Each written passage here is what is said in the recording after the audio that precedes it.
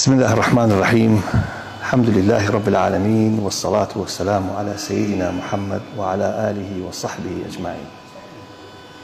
خوشویستانم، السلام عليكم ورحمة الله وبركاته. زور خوشحالم وزور جێگای دڵخۆشیە کە لەم جێ پیرۆزە دێمە خزمەت ئێوەی بەڕێز و عزیز. و پێش هەموو شتێکی طبعاً سوپاسی ئەو مامۆستا خۆشەویستانە دەکەم کە ئەو هەڵەیان بە براگچکەی خۆیان بەخشی بەوەی بێمە خزمەت نگۆ وەوەی باس لە ئاەتێک لە ئاەتەکانی قورئانی پیرۆز بکەین کە مەسەلەی ڕاستی زانستی تێدایە کە بەو دوایە ئیسپات کراوە. طبعاً بەڕێزان خۆشەویستان مسلمانانی عزیز، ئێمەوە دانیشتین لەنێو ئەو مزگەوتە لەنێو ماڵی خۆمان لە دەشت و دەر، ئاگامە لەوە نییە کە خوای گەورە چ نیعمەتێکی عەزیمی بە ئێمەدایە، ئەویش بەرگە هەوای زەویە، ئەو بەرگە هەوایە، ئەو سەقفەی کە ئێمە لە ژێریدا دەژین. لەژێر ڕۆشناییەوە ئاەتە پیرۆزە ساڵی 2020 لەگەڵ ڕێزدار مامۆستا عەبدوڕەحمان خەلیل عەسافی بە سوپاس و بە پێزانینەوە لە ساڵی 2020 پێکەوە بەحسێکمان تەقدیم کرد لە یەکێک لە کۆنفرانسەکانی ئیعجازی عیلمی قورئانی پیرۆزە شاری حولێر. جا خۆشەویستانم، ئەمن بۆ ئێوەی بەڕێزم کوور کردیتەوە بە پشتیوانی خوای گەورە محاوەرە دەکەم لە کەمترین کات زانیاری زۆر باشتان پێ بدەم لەسەر ئایە خوای گەورە چۆن ئەو سەقفە مەحفوظەی بۆ ئێمە دروست کردووە. طبعا أو آيات عظيمة هي بسم الله الرحمن الرحيم: وجعلنا السماء سقفا محفوظا وهم عن آياتها معرضون. خۆشەویستانم، ئێمە کە سەیری ئاسمان دەکەین، ئەو ئاسمانە شینە لەلای ئێمە حاڵەتێکی ئاساییە بە حوکمی ئەوەی ژیانمان لەسەر ئەو هەسارەیە و ڕۆژانە ئەو ئاسمانە دەبینین، بەڵام زانست کە پێشکەوت زۆر شتی ناوازەی دۆزیەوە کە قورئانی پیرۆز پاڵپشتی دەکات لەو دۆزینەوانە. بەشی هەر زۆری بەشێکی ئیعجازی علمیە و بەشێکیش ڕاستی زانستیە. دەبا بزانین بەڕێزان، خوای گەورە چۆن زەوی دەپارێزی لەو کاریگەریانەی کە لە فەزای خارجیەوە لۆمەدە ئێمە هەستیشی پێ ناگەین. طبعا زەوی سێ قەڵغانی هەیە. چۆن ئێمە لە شەڕ خۆمان بە قەڵغان دەپارێزین، زەوی سێ قەڵغانی سەرەکی هەیە. یەکەمیان بەرگە هەوایە، ئەوەی باسم کرد. دووەمیان مانگە لە دەروێ بەرگە هەوای زەوی. سێمیشیان کایەی موگناتیسی زەویە کە ئەویش دوایە باسی لێوە دەکەین بە کورتی. یەکێک دەینە سەر بابەتەکان بەڕێزان. طبعا قەڵغانی یەکەم بەرگە هەوای زەویە. بەرگە هەوای زەوی ئەوکو باسم کرد ئەو چینەیە کە ئێمە لە ژێرەوەی دادەژین. بەشێک لە زانایان دەڵێن بەرگە هەوای زەوی لە 5 چینی سەرەکی پێک هاتووە، بەڵام 2 چینی کەش هەنە زۆر بەرزن، کەواتە کۆی مجموعی تقریباً لە 7 چین دەڕوا، بەڵام 5ەکەی زۆر لێ یەقینن کە لە چەند گازێک پێک هاتووە. خوای گەورە مهرەبان ئەو گازانەی کە ئادەم و حەوا هاتنە سەر هەسارەی زەوی وای بۆی خەڵقاندن کە ئەو گازانە بەو شێوەیەوی تا هەناسەی پێوە هەرچێشی ئەجینا لە هەسارەکانیت کە ئەو گازانە نییە، هەسارەکانیت کە خنچێنەرن مرۆڤ ناتوانێت لە سەریاندا بژیت. نایترۆجینمان هەیە، بەشی هەرە زۆریە، ئۆکسجین، دووەم ئۆکسیدی کاربۆن، ئارگۆن. ئەوە پێکهاتەی سەرەکی ئەو بەرگە هەوایە کە ئێمە ئەو هەوایە هەڵدەکێشین و وەکو هەناسە بەکاری دێن و بەشی هەرە زۆری بوونەوەرانیش بێگومان وەکو ئێمە سوود لەو گازانە وەردەگرن لە پێکهاتەی بەرگە هەوا. بەرگە هەوای زەوی لەو بەشانە پێکهاتوە. خۆشەویستانم، نزیکترینیان ترۆبۆسفیرە، ئەو هەموو هەور و باران و بەفر و گڤەی بایکە دێ، ئەو هەموو ژیانە لە ژێر سەقفی ئەو ترۆبۆسفیرەیە کە لە سفرەوە دەست پێ دەکات هەتا 12 کیلۆمەتر بەرزە. ئەوە چینی ترۆبۆسفیری پێدرێن. لە سەروی ئەو چینێکی کەمان هەیە پێدرێن ستراتۆسفیر، لە سەروی ئەو میزۆسفیر، لە سەروی ئەو تێرمۆسفیر، لە سەروی ئەو ئێکزۆسفیر. اینجا چینێکی زۆر گەورەشەیە پێ دەڵێن ماگنیتۆسفیر. چینێکی زۆر لەوەش گەورەتر هەیە کە دەوری هەموو خۆری داوە، هەسارەکانی سیستەمی خۆریش ماگنیتۆشیت. ئەوە زۆر گەورەیە کەواتە مەجموعی 7 چین دەکا، بەڵام 2 چینەکەی تر زۆر لە ئێمەوە دوورن. سەیرکرد خۆشەویستان، خوای گەورە چۆن تەوزیعی کردووە. لێرە هەور و باران هەیە، بەڵام کە بەسەر دەکەوێت هەور و باران نامینێ، ئاسمانی شینێکی زۆر تۆخە، هەناسە تەنگ دەبێ، هەندێک لە ئەجیزەکان لێرە کار دەکات. لە شەوان ئەمە ئەستێرە دەبینین دەڕژێ، ئەمە پێ دەڵێن ئەستێرە ڕژان، کەچی لە ڕاستیدا بەردێکە بەقەدەنکە نیسکێک داخلی بەرگە هەوا دەبی و دەسوێ. دوایە باسی دەکەین. کەشتی ئاسمانیەکان هەمووی لە سەروی 700 کیلۆمەتر لۆ سەرێ دانراون و مانگە دەستکردەکان کار دەکەن. ئەوە پێکهاتەی بەرگە هەوای زەویە. باشە سوودەکانی بەرگە هەوای زەوی ئەگە بە خێرات چەند خاڵێک ئاماژەی پێ بدەم گاز ئەو گازانەی کە تێدا ئێمە خوای گەورە وای خۆڵقاندینە کە تەنها لە ڕێگەی ئەو گازانەوە هەناسە هەڵکێشین ئەجینا ئێمە ناتوانین لە غەیری ئەو گازانە ژیان ببینە سەر و هەناسە هەڵکێشین. بەرگە هەوای زەوی یارمەتی هێشتنەوەی گەرما و باڵانسکردنی گەرما دەدا. خۆشەویستانم ئەمگۆ هەمومان دەزانێ ئەگەر ڕۆژێک لە زستان ئەگەر شەوەکەی ڕۆژەکەی ساماڵ بوو ڕۆژەکەی ببورن هەور بوو وە باران باری وە شەوەکەی ساماڵ بوو هەست لە زۆر گۆڕانکاری ناکەین. بەڵام ئەگەر هات و ڕۆژەکەی بەفرێکی زۆر باری دنیا بووە ساماڵ نەبووە هەور پلەی گەرمی زۆر زۆر دادەبەزی زۆر لەبەرەوەی هیچ سەقفێک لەسەر سەری ئەو شارە نییە تا گەرمایەکە بمێنیتەوە هەمووی بۆ بۆشایی ئاسمانی دەڕوە. بۆیە ئەو شەوانەی کە هەورە دائیمەن هەست بەوە دەکەین گەرمترە بەڵام ئەو شەوانەی کە ساماڵە دائیمەن هەست بەوە دەکەین کە زۆر ساردە. کەواتە بەرگە هەوای زەویش ئەو باڵانسە ڕادەگری. خۆشەویستان ئەگە بەرگە هەوای زەوی نەبوایە پلەی گەرمی زەوی هەمووی لە ژێرەوەی 18 پلە لە ژێر سفری سیلیزی دەبوو هەر هەموو دنیا دەیبەست و ژیان لەسەر زەوی نەدەما. ئەو لایەنەی کە ڕۆژ لێی دەدا هەر ناقص 18 دەبوو لایەکانی تر یەک جارێک زۆر ساردتر دەبوو. بەڕێزان بەرگە هەوای زەوی ئاومان بۆ دەپارێزێ بەبێ بەرگە هەوا ئەو هەڵمە دروست نابێ بارانمان بۆ نابارێ کەواتە ئاسمانێکی شین دەمینێتەوە یان ئاسمانێکی ڕەش دەمینێتەوە وەکەوەی لەسەر مانگ هەیە مانگ بەرگە هەوای نییە نە هەور و نە باران هیچ شتێک لە ناوی نابێت. خوای گەورە لە ناو بەرگە هەوایە وەکو باسم کرد گەرمات بۆ دەهێڵیتەوە بە نسبەتێکی معەیەن ئەو گەرمایە نە کەم دەکات نە زیاد دەکات وەکو بڵێن کە دروست کراوە کە خەڵق کراوە بەڵام ئێمە هاتوین ئەو هەموو دووکەڵ و تەموژێ فڕە دەدەینە ئاسمان بەرگە هەوا بە دەستی خۆمان تێکمان داوە وەی لە خوای گەورە باڵانسەکی زۆر عەزیمی بۆ ڕاگرتووە. ئەو گەرمایە ئیستیفادەی خۆی هەیە وەکو باسم کرد بەڵام کە زیاد عن اللزوم بوو ئەوە کارەساتی گەورە دەنێتەوە بەداخەوە کە ئێستامە تێدا دەژین. طبعا بەرگە هەوای زەوی ئێمە دەپارێزی لە بەردە نەیزەکەکان کە لە ئاسماندا دێتە خوارەوە. لە قورئانی پیرۆزدا ئاماژەی بەوە داوە يهبط من السماء باسی ینی بەردەکانی کردووە من خەشیەت الله ئەو بەردانە هەیە لە ئاسمان دێتە خوارێ بەشێک لە عولەمای لەسەر شاخیش بەردەبتەوە.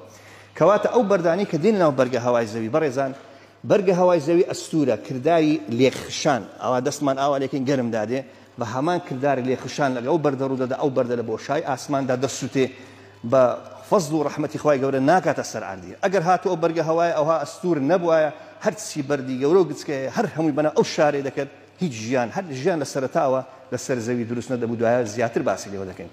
چینی ئۆزۆنمان هەیە لە بەرزایی 90 کیلۆمەتر ئەو چینە تیشکەکانی سەروی وەنەوشەی کە لە خۆرەوە دەردەسی پیستەکانمان دەپارێزێ لێ ناگەڕێ ئەو تیشکە زیان بەخشە بەبەر پێستی مرۆڤ بکەوێ. ئەگەر ئەو چینە نەمێنێتن ئەوە بەداخەوە خوا نەخواستە مرۆڤ تووشی شێرپەنجەی پێست دەبێەوە لە ناو دەچێت.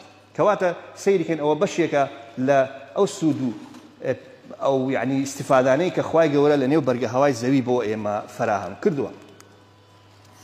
بەشی دووەم درعی دووەم قەڵغانی دووەم کیایە موگناتیسی زەوی. خۆشەویستان ناخی زەوی تەبعاً تیرەی زەوی لە سەروی 12700 کیلۆمەتردا کڕۆکی زەوی یەک پارچە ئاسنی تواوەیە دەرەجەی حرارەکەی نزیکەی 6000 پلەی سیلیزیە یەک پارچە ئاسنی تواوە تیرەی 3000 کیلۆمەترە.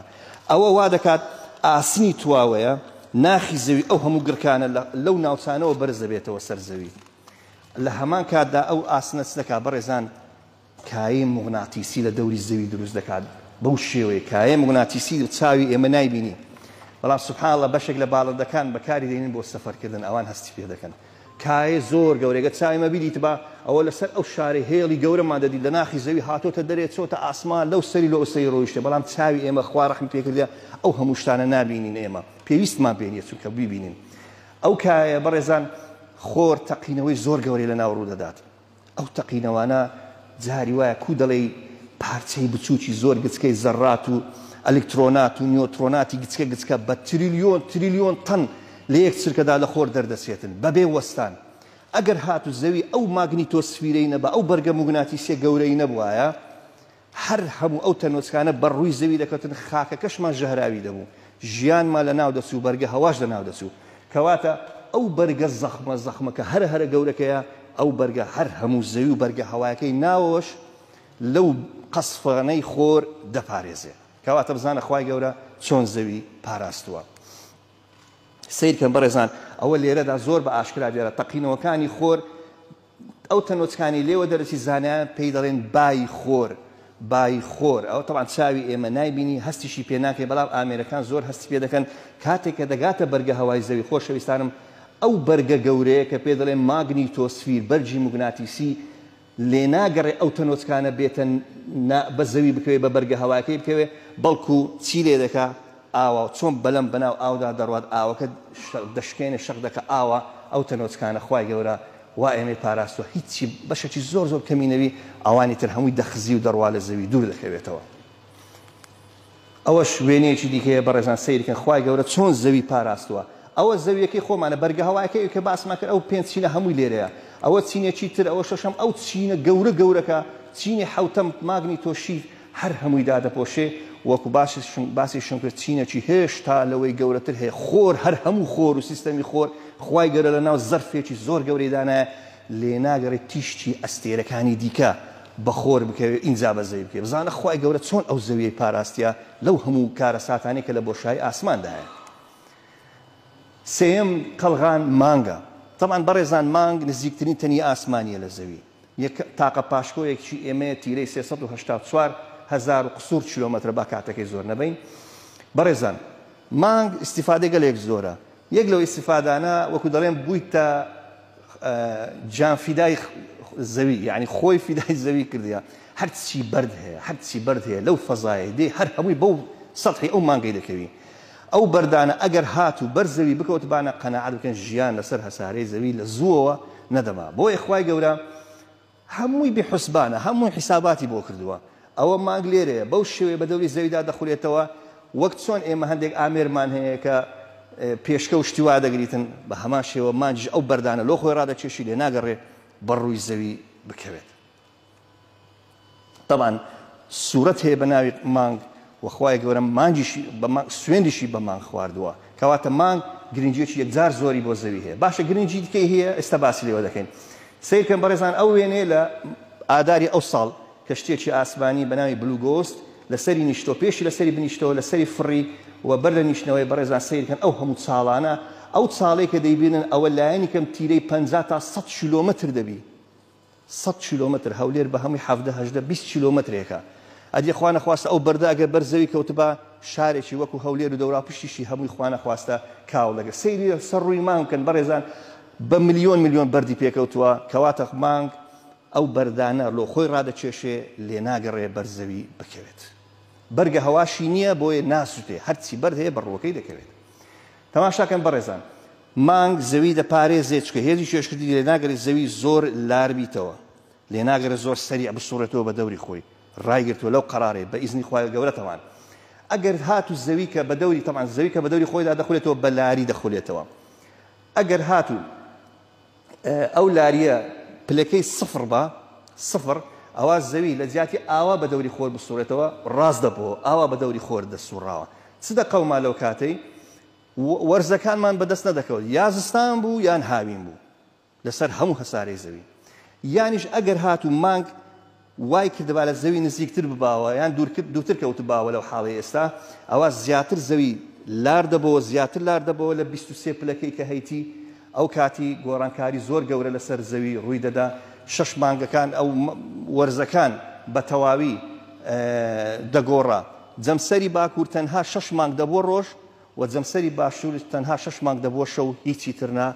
ژیان لەسەر زەوی تێک دەچوو کەواتە مانگ باڵانسی زەویشی کردووە بە ئەمری خوای گەورە. هەروەها مانگ وا دەکات تەوژمەکانی با لەسەر زەوی ئیستقراری خۆی وەرگری لێ ناگەڕێ کاریگەری زۆر یعنی کاریگەریش تەواوی تەنانەت لەسەر زەوی هەیە کە لارە ئەو لاریەی زەوی دیسان وا دەکات سیستەمی کەشناسی کە باسی لەوە دەکەن ئەو تۆرنادۆی ئەو هەوانە و بەرگە هەوایەک ئەفوە و ینی جێژەڵوکانێک کە دروست دەبێت ئەگەر مانگ نەبیتن ئەو جێژەڵوکانە زۆر خێرا دەبن خێرایەکانە دەبێتە خێرایی زۆر خەیاڵی ئەوە ژیان جارێشتر لەسەر زەوی مەحاڵ دەبوو. تاوان بەڕێزان ئەمە زۆر بە خێرایی بە کورتی باسی دەکەم چکە معلوماتەکان یەکجار زۆرە بەڵام ئەوەندە لە خزمەتی ئێوەی ئازیز و خۆشەویست دەبم. بەڕێزان لە نێو قورئانی پیرۆزدا زۆر جار باسی ئاسمان کراوە بچەند صفەتێک کە خوای گەورە باسی کردووە عەزەمەتی رب العالمین تێدا بەدیار دەکەوێت. خوای گەورە دەفەرمێ والسەمائی ذات الحبك، یعنی طبعا ئەو سەمائی کە لێرە باسی دەکا بەرگە هەوای مەنیە سەمائی گەورەی گردوونە ئەستێرەکانی کە تێدایە. عولەمایەکان ئێستا کەشفیان کردیە بەڕێزان کایە مەگناتیسی و مادەی تاریک کە ئێمە نایبینین سەتان نەوەتی گردون پێک دێنێ ئاوها وەکو نەسیز وەکو ئەو قوماشە تێک ئاڵایە زۆر بەهێزە لێیە. الحبك يعني الشد والإحكام في البناء، يعني تند و تۆڵی لە بیناسازی. خوای گەورە ئەو گردونەی زۆر بە تند و تۆڵی دروست کردووە ئەو ئاسمانە. ذات البروج يعني والسماء ذات البروج، يعني ئاسمانمان ڕازاندۆتەوە بە کۆ ئەستێرەکان کەلووەکان، نەک ئەو 12 کەلوەیە کە ساحیرەکان و ئەستێرناسەکان باسی دەکەن، چونکە ئاسمان 88 کەلووی تێدایە نەک 12 88. کەواتە خوای گەورە ئاسمانی بۆ ئێمە ڕازاندۆتەوە. فعلا کە تەماشای ئەستێرەگەشەکان دەکەی شکلی حیوانات و ئینسانە، هەیە شیری دەستدایتێ دوو پشک شێر هەمووی هەیە شکلی ئەستێرەکان لە ئاسمان بۆ دروست دەکەن، بەڵام کاریگەریان قەتعەن لەسەر مرۆڤ و مستەقبەڵی مرۆڤ نییە، چونکە بەس خوای گەورە غەیب دەزانێت. والسماء بنيناها بأيد وإنا لموسعون، ئێستا علم ئیسپاتی کردیە گردون لێک دەکشێ گەورە دەبی. والسماء بنيناها بأيد بەهێز و توانا بە عەزەمەتی ئەو ئاسمانەمان دروست کردووە گردون و بەردەوام لێکی دەکشێ گەورە دەبێتن. ئێمە دانیشتوین بەڕێزان هەست بە هیچ ناکەین، بەڵام خێراییمان 500 کیلۆمەترە لە یەک چرکە گەلەستێرەی ڕێکا کێشان بەو هەموو ملیار ئەستێرەی لە گردوندا بەو خێراییە دەڕوا هەموو گردون ئێستا لێک دەکشێ و گەورە دەبێ. ئەوەش عەزەمەتێکی دیکە ئەو ئاەتە پیرۆزەیە. الله الذي رفع السماوات بغير عمد ترونها، ئێمە وا هەست دەکەین ئاسمان کە سەیری بۆشای ئاسمان دەکەین هەر ڕەشە و ئەستێرە لێرە بەڵام ئێستا زانست ئیسپاتی کردیە کایە مەگناتیسیەکان و ئەو حبوکەی کە پێشتر باسمان کرد ئەو نەسیجانە هەموو لەسەر شێوەی تۆڕ و عمودی گەورە لە نێو بۆشای گردونیدا هەیە، بەڵام چاوی من و تو نایانبینێت. بۆیە خوای گەورە لە قورئانی پیرۆزا دەفەرمێ فلا أقسم بما تبصرون وما لا تبصرون، سوێن بەو شتانە دەخۆم کە چاوتان دەیبینێ و ئەوەی چاویشتان نایبینێ. کەواتە عەزەمەتێکی یەکجار زۆر دیار نییە، بەڵام سەبرەوە کەشف دەبی. باش بەڕێزان ئێستا دێن باس لە هەندێک دیاردە دەکەین کە لەسەر زەوی ڕووی دەدا. ئەو دیاردانە بەردن بە زەوی کەوتونە کە بزانی خوای گەورە چۆن ئێمەی پاراستیە. جاری وایە دەڵێ خوای گەورە یەرزق من یەشاء بغیری حیساب. خۆ ئەو من یەشاء تەنها مسلمان و باوەڕدار ناگرتەوە، نییە ڕەنگە کابرا لە غەربیش بی خوای گەورە ڕزقی بەسەردا دەبارێنی، چونکە خوای گەورە وەکو ئێوە دەزانن خوای گەورە ڕزق و پارە دەداتە هەموو کەسێک، بەڵام ئیمان ناداتە هەموو کەسێک ئیلاوەی کە خۆش بێت. یەک لەو دیاردانە نەیزەکێک بوو بەردێک بوو لە نیویۆرک کەوتە خوارێ. بزانە ئەو بەردە چی کردووە؟ ناوی لێ نایە پیکسیکل. ئەوە بەردەکەیە تەماشاکەن بەڕێزان کە داخلی بەرگە هەوای زەوی بووە چی لێ هاتیە؟ سوتایە وەک ڕەژووی لێ هاتیە، بەڵام کە شکا ئەو تفرەی کە لە سەریتی جلدەی لە سەریتی بەدیار کە ئەو هەموو لە بەرگە هەوای زەوی سوتایە، بەڵام پەشێکی لێ ماوەتەوە کە پێ دەڵێن نەیزەک. لە 9 دەی ساڵی 92 سعات 12:50 بە کاتی کوردستان ئەوە کات ڕووی داوە. باشە تەمەنی بەردەکەیان قیاس کرد 4 ملیار ساڵە عمری، 4 ملیار و 400 ملیۆن ساڵ تقریبا عمری وەکو زەوی. طبعا طریقە علمیەکە زۆر دوور درێژە باسی ناکەین. وەزنی 11 برێن 11.79 کیلۆگرام بووە بە خێرایی 321 کیلۆمەتر لە یەک کاتژمێردا ئەو بەردە هاتیە خۆی بە چێن دەردادایە بە تەسەوڕینگۆ هاتیە لەو فەزای خۆی بەو سیارەی داداوە. ئەبوو مالی بۆیە ئەوانی جیلی هەشتایەکان و هەفتایەکان مالی بۆیان بەبیر دێ کابرا سیارەی لە حەوشەی خۆی ڕاگرتێ شەوێ ئاگای لە هیچ نییە، دەنگێکی زۆر گەورە دێن دەستنە دەرێت تەمەشا دەکەن سیارەکەیان قۆپایە و بەردێکیش کەوتوتە ئێرە. زانیان ئەو بەردە نەیزەکێکە و خوای گەورە لە ئاسمانی ئەو ڕسقەی لەوە ئایلەیە نەر ئایلەی جۆنیان پێدەگۆ نازانم زۆر قسەکە دوور درێژە. وەلحاصل بەلەدیەی نیویۆرک هەڵدەستی ئەو سیارەی دەکردەوە، بەردەکەشیان لێ دەکردەوە بە پارێکی زۆر بە 6 کیلۆ خوان دەبن و ئەلێرە سیارەکەیان نمایش کردی خەڵک دەچی تەماشای دەکا ئەو شتە لە ئاسمانی کەوتوتە خوارێ بەو سیارێکە تەبعاً بە تانکی بنزینی بکەوتە بە ئەو ئایلەی هەموو دەکوشت لەناو دەچوو. باش کارەساتی گەورەترمان هەیە. تەمان بەڕێزان ئەوە لە شاری هەولێر لە 1 تەمموزی ساڵی 2015 فوجئەتەن قەزا و قەدەری خوای ئەوە وێنەی هەسارەی مشتری و زوهڕەم دەگرت بەیەکەوە. ئەلێرە دەیبینن ئاگرێک هاتە خوارەوە کە گەورەم کرد وێنەکە دوای تەسویرەکەی دەرچوو ئەوە بەردێکە لە ئاسماندا سوتارە سەر شاری هەولێر بووە 4-5 پارچە، بەڵام خوا ڕەحمی بە ئێمە کرد هیچی نەگەیشتە سەرزەوی. ئەوەش بەردێکی دیکەیە بەڕێزان عینەن هەر لە ئاسمانی هەولێردا وێنانەم گرتووە ئەوە لە 9/12 ساڵی 2015 بەڵام ئەوانە هەموو قەزا و قەدەرن من نازانم حجەتە ڕسمی شتێکی کە دەگرم ئەوە بە پێشماندا تێدەپەڕێ ئەوانە هەمووی لە بەرگە هەوای زەوی دەسووتێ و خوای ئێمە خوای گەورە و مێهرەبان ئێمە دەپارێزێ لەو بەردانە. باش لە ساڵی 2013 شتێکی زۆر گەورە لەسەر رووسیا ڕوویدا بە ناوی نەیزەکی شیلیابێنسک لە 15/2/2013 دوایە بە ڤیدیۆش تەماشای دەکەین. بەڕێزان ئەو بەردە بزانە ئەو کامیرەی سیارەی داشکام تەسویری کردیا ئەو بەردە قەبارەی 17 متر بوو یعنی 17 متر بوو قەبارەکەی و لە بەرزایی 32 کیلۆمەتر تەقیەوە نەگەیشتن سەرزەوی. ئەو بەردە بەو شارەکەوتبا نیوەی ئەو شاری کاول دەکرد خەڵکەکە لە ناو دەچوو. ئەوە پاشەوەی کە سوتا بەردەکە هەورێکی لە دوای خۆی جێهێشت.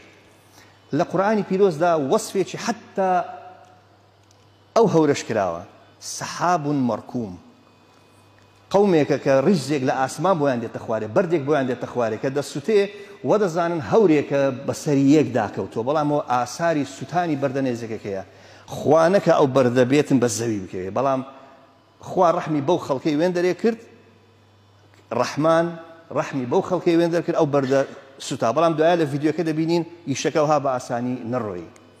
باش کارەساتێکی دیکە لە ساڵی 1970 ڕوویدا بەڕێزان لە 36 ساڵی 1970 لە تۆنگۆسکا لە سایبیریا لە جەیەک کە هیچ ئاوەدانی لێ نییە بەردێکی زۆر گەورە لە ئاسماندا تەقیەوە تەنانەت ئەوەندە ئاگرەکەی بەهێز بوو لە ئاسمانەوە کە تەقی بە ڕووی زەویش نەکرد قیتار سایب قیتارێک دێگەوە من لە دووری 80 کیلۆمەتر بگەمە ئەو شارێکە لەو منتیقەیە نزیکم لەبەر گەرمایی هەراوەی ئەو تەقینەوەی 80 کیلۆمەتر مابوو من نەمتوانی بچمە پێش. ئەوە دەرکەوت بەردێکە لە ئاسمان هاتە ناو بەرگە هەوای زەوی و سوتا. با زۆر باسی لێوە نەکەین بەڵام زانایان دەڵێن چێشی لە نێوان 90 هەتا 100 تەن بووە ئەو بەردە. طبعا چی کرد مەساحەی 100 کیلۆمەتر داری سپیندار و ئەوانە هەبوو وەکو پەلکەشخاتەکە ئەوها لە سەیەک ڕێزی دەکەی هەمووی لەسەر زەوی فەرش کرد لە ئاسمانێکە تەقیەوە هێزی بەرکەوتنەکە هاتە سەر زەوی ئەو دارستانی ژێرەوەی هەمووی کاول کرد. باشە ئێستا مە پێوانەکمان هەیە بەڕێزان و هەندەمانمایە تەواو دەبین دەڵێ ئەگەر بەردێک هات تیرەی 100 متر بوو 100 متر بەردێک لە ئاسمان هات تیرەی 100 متر بوو بێوێ خۆی بە زەوی دادا طبعا هەر بەردێک کە بە زەوی دەکەوی یان خوانە خواستە کە شوێنێک قسف دەکرێت قۆرد دروست دەبیت ساڵی بەرکەوتنی پێ دەڵێن. ئەگە بەردێک تیرەی 100 متر بێ خۆی بە زەوی دادا قۆرتێک دروست دەکات تیرەی 1.2 کیلۆمەتر گەورەیە بەردەکە 100 مترە ئەوە تقریبا لە 5200 ساڵ تقریبا جارێک ڕوودەدات. ئەگە 300 متر بی قۆرتێکمان بۆ دروست دەکات 4.6 کیلۆمەترە یعنی ئەو گەڕەکانە هەمووی چی لێ دێ لەگەر ئەو بەربوونەوەیە خوانە خواستە هەمووی لە ناو دەچێت. 73000 ساڵ جارێک حادیسەی وا ڕوودات ئەوە قیاسە یعنی تەقدیرە. ئەگەر 1000 متر بی بەردەکە تیرە 1 کیلۆمەتر بی خۆی بە زەویدا بدات چاڵێک دروست دەکات 13.6 کیلۆمەتر یعنی نیوەی شاری هەولێر خوانە خواستە ئەگە بەردێکی 1000 متری پێیکەوێ لە ناوی دەبات 440,000 ساڵ جارێک ڕوودەدات. باش هێزی تەقینەوەی بابزانین چەندە ئەگەر ئەو بەردانە خۆیان بە زەوی دادن خوا ئێمە نەپارێزێ ئەو بەردانە بێن خۆیان بە زەوی دادن چ دروست دەکەن. ئەو بۆمبەی کە لە هیرۆشیمایاندا هێزی تەقینەوەکەی 15,000 تەن TNT بوو بەداخەوە ینی ناگازاکی 20,000 تەن TNT بوو. باش لێرە ئەگە بەردێکمان تیرەی 4 متر بی وەزنەکەی 750 تەن دەبی تەقینەوەی بارتەقەی 750 تەن TNTە تەنها 4 متر قۆرتێک دروست دەکات لە ارتفاعی ببوون لە ارتفاعی 32 کیلۆمەتر ئەو بەردە دەسووتێ بەداخەوە یعنی زۆر جا فکر لەوە دەکەی و باشە ئەگەر هات و خوانە خواستە بەرگە هەواد نەبێ هەرچی بەرد هەیە خۆی بە زەویدا دەدات بڵێ تەنانەت بەردی زۆر بچووک هەیە کە بۆ خێراییە دێتە خوارێ ئەو ئاسنە و بەرد ئەو سەقفەشمان بۆ کوم دەکات ئەگە بەرگە هەوا نەبیتن. باش ئەگەر تیرەی بەردەکەی 20 متر بی بە قەدەرایی 230,000 تەن TNT 230,000 تەن TNT تەقینەوە دروست دەکات. باشە بەڵام بەشی زۆری ئەو بەردانەی کە دێن بەشی هەر زۆری ئەو بەردانەی کە دێن لە ارتفاعی 22 کیلۆمەتر دەسووتێ هیچی نامینێ. 6 ساڵ جارێک ڕوودەدا ئەوەی کە لە رووسیا ڕوویدا ئێستا دوای تەماشای ڤیدیۆیەکەی دەکەین 85 مەتر بیتن بە بارتەقای 28 ملیۆن تەن TNT لە یەک شوێن بتەقێنیەوە خوا نەخواستە ئەگە بەردێک 85 مەتر بی خۆی بەو شوێنێ دابدا بە تەقای 28 ملیۆن تەن TNT هێزی هەیە بەڵام تەماشا دەکەین بە شێرە زۆری ئەو بەردانە لە بەرزایی 580 متر آخر حەدیتی دەسووتێ و ناگاتە زەوی بەڵام زۆر خەتەرە تەبان ئەوە لەو بەرزایەژەگە بتەقیتەوە ژیان ناهێڵی 3300 ساڵ جارێک ڕەنگە ئەوە ڕوو بدات سیرکەن بەڕێزان ئاژانسی ناسا بەرنامەیەکی هەیە بەردەوام متابعی 10,000 لەو بەردانە دەکات هەر یەک ناو و جەدوەل و معلوماتی خۆی هەیە هەمووی متابعە دەکات 10,000 لەو بەردانە طبعا دیکە گەلک زۆرتر هەیە بەڵام سیرکەن خۆشەویستانم خوای گەورە چۆن زەوی پاراستووە ئەوە خولگەی زەوی مێ ئەوە خولگەی زەوی مێ ئەوە تەماشای ئەو هەموو بەردەی بکەن لە بۆشایی ئاسمان هیچیشی بە زەوی ناکەوی هیچی بە زەوی ناکەوی یعنی لێرە هەتا 100 ساڵ کەش قیاسیان کردێ سبحان الله هیچ کامێک لەو بەردانە بەرزەوی ناکەوێت و ئەگەر ئێمە سەیری سیرەی نەبەوی پیرۆز بکەین و علاماتی یوم القیامەش بکەین تێدانیە کە لە ڕۆژی قیامەت خوا نەخواستە بەردێک دێ خۆی بە زەوی دادەدات بەڵام لەلای مەسیحیەکان بەناوی ئارمگدۆن هەیە على ئەساس بەردێک دێ خۆی بە زەوی دادەدات لەلایەن علاماتی ئاخرەتی نەسرانیەکان ئەویان هەیە بەڵام لەلای ئێمە موسڵمان الحەمدولله ئەو شتە نییە هیچ بەردێک خۆی بە زەوی دانادا ئەوە ئاخر بەرد کە خۆی بە زەوی دادا 66,000 ساڵ پێش ئێستا بووە هیچ تر لەو بەردە گەورانە خۆیان بە زەوی دانەدا والله ئەعلەم و کاتی مرۆڤ لەسەر زەویش نەبووە باش نەخشەیەکی کەمان هەیە بەڕێزان تەماشاکەن خوای گەورە کو ئەو زەویەی پاراستی ئەو نەخشەیە بەڕاستی ئەمن سەرسام دەکات تەماشاکەن بەڕێزان ئەوە زەویە ئەوە زەویە ئەوە هەسارەی زوهرەیە ئەوە هەسارەی عوتاردە ئەوە خۆرە ئەو هێڵانەی دەبین وەکی تەونە داپیلۆچکە هەر یەک لەوانە خولگەی یەکێک لەو بەردانەیە دەسوڕێتەوە بە دەوری خۆر ئەو بەو لەدا دەسوڕێتەوە ئەو بەو لەدا دەسوڕێتەوە هیچیان بەر زەوی ناکەون ئەگەر ئەوە قودرەتی رب العالمین نەبی تەختیت و یعنی ڕەحمی خوای گەورە نەبێتن ئەو هەموو بەردەتان دیتێ بە تەنیشت ئێمەدا دەڕوا ئەوە ئێمە ئاگامان لە هیچ نییە چونکە خوای گەورە سەقفێکی مەحفوظی بۆ ئێمە دروست کردووە الحەمدولله تەماشاکەن ئەوە نەخشەکەیە بەعام بەڕێزان لە دوورڕە لە بەعام تەماشەکەن ئەو 10,000 بەردە هەمووی متابعە دەکرێت و ئاژانسی ناسا دووپاتی کردەوە الحەمدولله هیچ کاوان لەوانە هەڕەشەیان بۆ سەر زەوی نییە دەبتە نوێژی نیوەڕۆ ئەوە بەردەکە تیرەی 17 مەترە لە ارتفاعی 33 کیلۆمەتر سووتە تەماشایەک ئێستا چ دەقەومێ ئەوە تەسویرێکی دوورە ئێستا تەسویری نێزیکمان هەیە تەمانەوە بە خێرایی 80 کیلۆمەتر لە یەک سانیەی دەڕوا تەماشەکەن ئێستا وێنی ڤیدیۆیەکە هەیە لە پاشەوەی هەر دەبتە کانەما ڕۆژێکی دیکەیە هەڵدێت یعنی خوا نەخواستە ئەو بەردە ئەگەر هاتوو بەو شارە کەوتبە قەناعەتکەن شیلیابینسک بە تەواوی لە ناو دەچوو شارێکە لە رووسیا ئەوە کامێرێت تەماشا تەسویری دەکات ها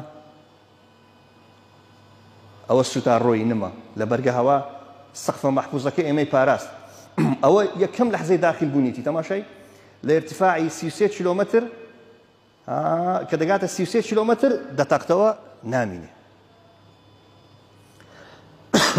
وازە ڤیدیۆیەکەمانەیە ڤیدیۆکە پاشوێ ئەوەش هەرهەوە ئەو هەموو کامێرەی سیارەی تەسویری کردیە تەبا خەڵکەکە زۆر ترسان ویان زانی زەربەی نەوەوی و شتیوایە یعنی ساڕوقی نەوەوی ئەمریکا لێیاندایە دەترسان لەو شتانە حەق خۆیان لە شتیوایان نەدیتە تەماشایکەن بەڕێزان ئەوە سبەینەی زووە ئێستا دەبێتە 12 نیوەڕۆ ئاها کو دەسووتێ ئەو بەردە ئەوە بەردەکە تیرەی 17 مەترە بەس هەتمان 1000 کیلۆمەتر 2000 کیلۆمەتر تەماشایکە ئێستا چ دەقەومێ دەبێتە نوێژی نیوڕانێ سبحان الله